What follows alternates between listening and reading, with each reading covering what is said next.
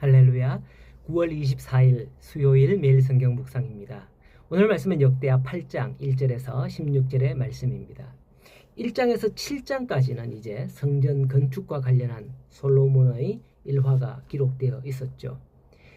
성전과 관련된 내용은 이제 7장으로 마감되고 8장부터는 성전과 왕궁 건축 후에 그의 솔로몬의 신앙적인 면모와 대외 교역을 다룸으로써 솔로몬의 번영과 영광을 기록하고 있습니다.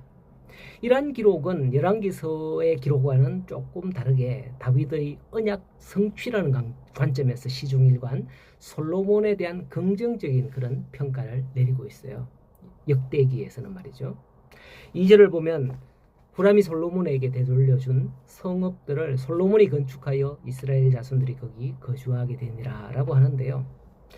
같은 내용을 기록한 열왕기상 9장의 말씀을 보면 솔로몬이 성전 건축을 도와준 후람에게 갈릴리 땅 성읍 20개를 주었다라는 기록이 나옵니다. 그런데 후람은 그 성읍이 마음에 굉장히 안 들었어요. 그래서 가불이라고 부르고 솔로몬에게 다시 돌려준 거예요.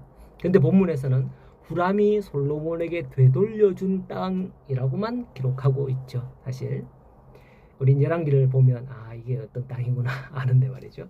자, 어쨌든 그러한 땅에 솔로몬이 다시 성읍을 건축하고 이스라엘 백성들이 거주하도록 했다는 사실을 부각시켜서 솔로몬의 업적을 높이 평가하려는 그런 목적이 역대하에서는 보인다라는 거죠. 또 계속해서 보면 솔로몬이 하맛 소바를 치고 헷 족속, 아모리, 브리스, 히위, 여부스 족속 등 가나안 정복 당시에 그 족속들을 쳐서 그 땅을 회복하며 그들을 노예로 삼았다라고 합니다.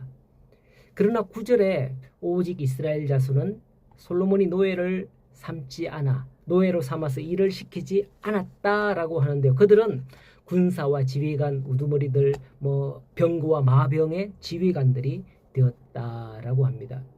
이스라엘이 가나안 땅 정복이 이미 끝났음에도 불구하고 여전히 이 가나안 원주민들을 다 쫓아내지 않았던 것을 볼 수가 있습니다. 이들은 이스라엘에게 이방 종교를 전염시키는 그런 장본인이 되었고 이스라엘의 가시와 올무가 되었던 것입니다. 그래서 이스라엘이 이처럼 강성하게 되었을 때야 솔로몬의 때가 되었을 때야 완전히 그들을 점령하고 노역을 시켰다라는 것이 나오는 거죠.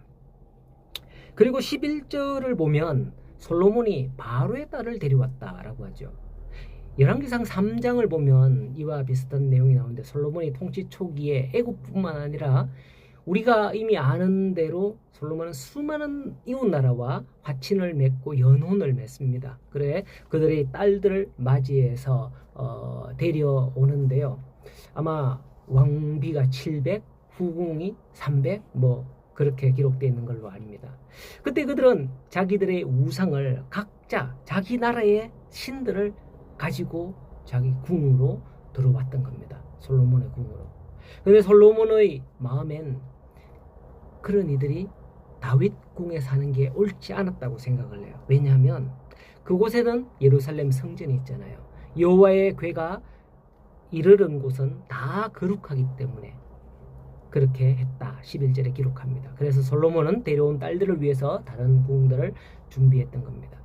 이러한 마음이 그나마 솔로몬의 초기에는 확고하게 이제 그 마음대로 있었던 것 같아요. 하지만 솔로몬의 말기에는 이 이방 여인들로 말미암아 우상의 늪에 빠져서 하나님의 큰 진노를 사잖아요. 솔로몬의 그 일로 말미암아 이스라엘이 결국 두 개로 쪼개지는 그런 결과를 낳게 되지 않습니까? 이렇듯 사람은 순식간에 넘어질 수밖에 없습니다. 그 위대한 솔로몬이라 할지라도 말이에요.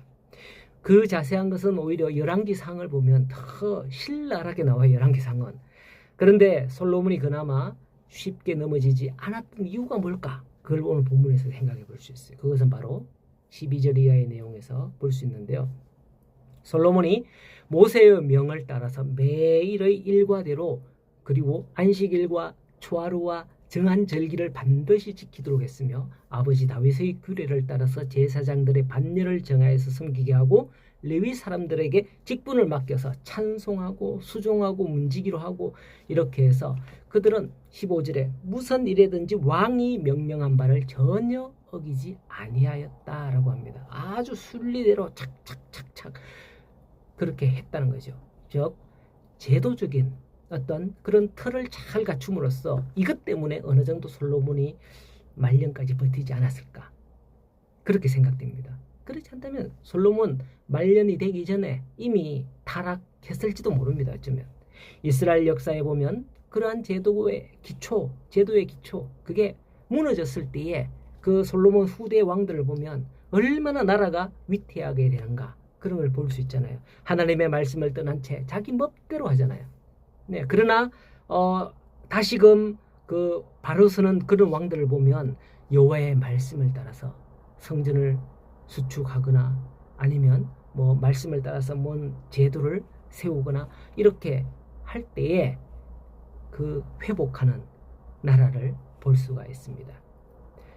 여러분들도 우리도 아무리 뛰어나다 하더라도 지금은 잘 나가지만 한순간에 어느 순간에 무너질 수 있어요. 그러나 우리가 붙잡고 있는 이러한 게 없다면 그것보다도 훨씬 속히 무너지지 않겠나 그렇게 생각을 합니다.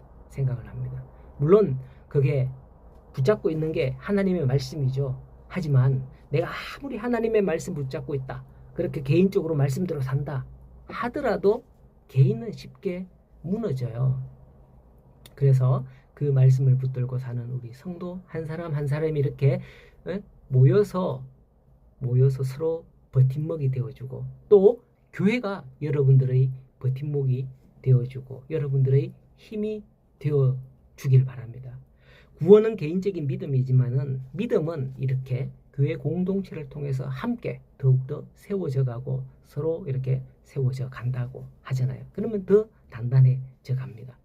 함께 신앙생활하는 우리 교회 공동체를 믿고 의지하는 그런 성도들이 될 수 있기를 바라고 또 서로 소그룹 나눔의 그런 마음을 터놓고 이야기하는 그런 모습을 보면 참 우리의 믿음이 어느 정도구나 이렇게 믿음이 이렇게 해야 되는구나 이런 것도 새로운 결단과 각오를 그런 간증을 통해서 다질 수도 있잖아요. 그러면 내가 힘들어할 때 이제 교회를 통해서 내가 또 회복되는 거고 또 내가 힘들 때 기도를 요청하게 되는 거야. 그러면 그렇게 버티다 보면 또 회복하고 그리고 나도 다른 성도들에게 또 도움이 되기도 하겠죠. 성도 여러분의 삶과 경험들이 간증이 되고 구원의 증거가 되기를 소원합니다. 우리는 언제 넘어질지 모릅니다. 항상 주의 말씀을 붙잡고 있는 성도들과 함께 교제하고 나눌 수 있도록 우리 교회로 나오시고 교회에서 좋은 아름다운 그런 신앙의 교제와 만남이 있기를 간절히 소원하고 축복합니다. 오늘도 복된 하루 되십시오.